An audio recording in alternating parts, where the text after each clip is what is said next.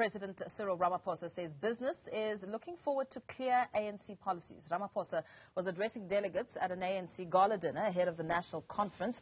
Party delegates are expected to discuss key policies at the conference. ANC delegates are meeting when they are divided in the party, which might dent the reputation of the party even further. Now, joining us to give us some insight is Happy Ntshingila, brand expert. Very good afternoon to you. Thank you so much for your time. Now, the reputation of the ANC is something the party's leadership has been trying to protect, especially more of late. For instance, we've been watching the mandate of the party's electoral committee come into effect and the reaction of those disqualified from being nominated for an NEC position. When it comes to reputation, how significant will the outcome of this conference be? It's going to be highly, highly significant. To use an analogy, when a big brand is in trouble, the executives of that company would sit around the table and talk about how to reposition the brand and not how to reposition the brand manager. And I use that analogy deliberately because right now, the organization finds itself in a quandary where the leader of the party is more popular than the party itself. And yet there's some kind of controversy that cannot be explained by either the party and has not been explained by the leader of the party, and people are drawing their own conclusions. And that's not what you allow your brand to become.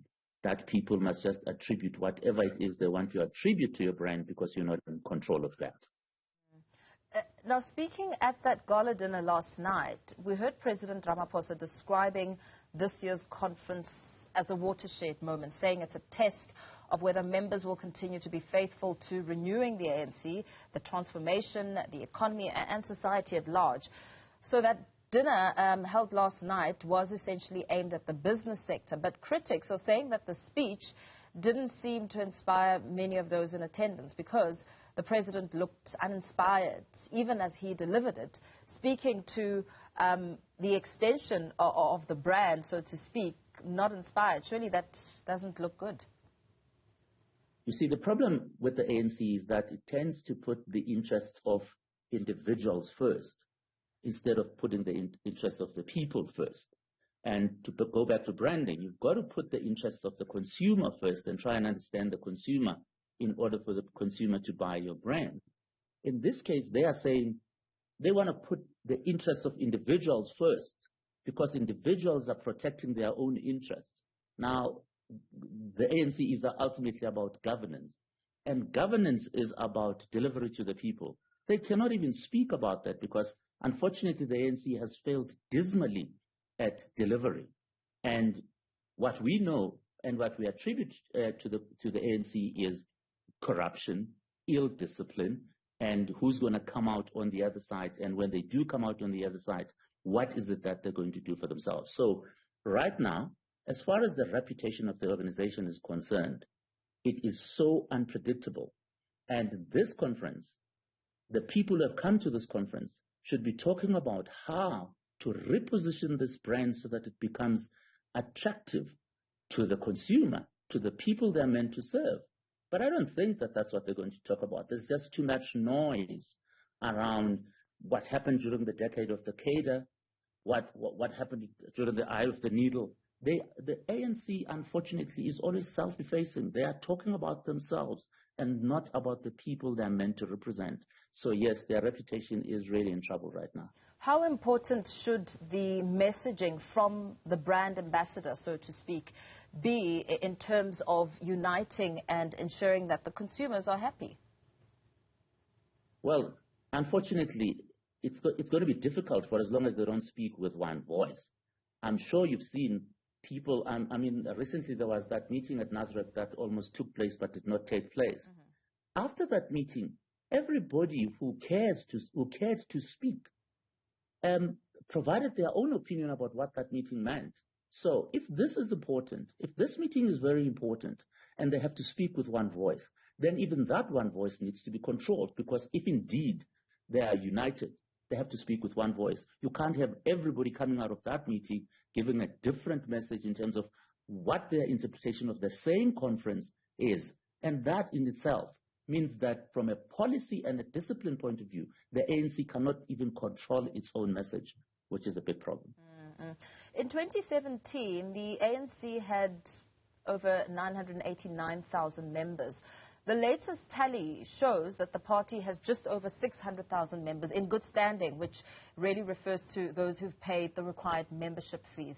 The coordinator in the Secretary General's office, Gwen Ramaphosa, is reported to have said that these numbers don't necessarily bode negatively for the ANC because it's about the quality of the membership more than ever. Does that hold water as far as the internal matters are concerned within the party as you and I speak? Sounds like spin to me. The numbers should grow if the organization is so convincing. So you might say it's the quality of the people, but, you know, where are the people that you're talking about in terms of the quality of the people? Because it seems that the ANC is forever wheeling old names from somewhere. We're not seeing new leadership emerging. And again, from a brand example point of view, when you reposition the brand, you come up with new flavors, you come up with new things that people look forward to. In this case, they just seem to be recycling old names. You have seen the list that have come out. Now, how do you try and inspire new people? How do you try and say to people, this one is now the new one with extra powerful plus? Can't. Same old, same old.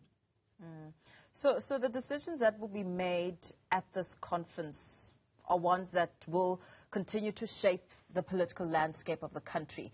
And very often, as there's a lot of coverage around the conference, it tends to tilt more towards the personality politics and the leadership battles, which are crucial. I mean, you speak about the role that the brand ambassador should bode, but there are other areas where we should be paying attention, like the policies that will be adopted there and how critical they will become.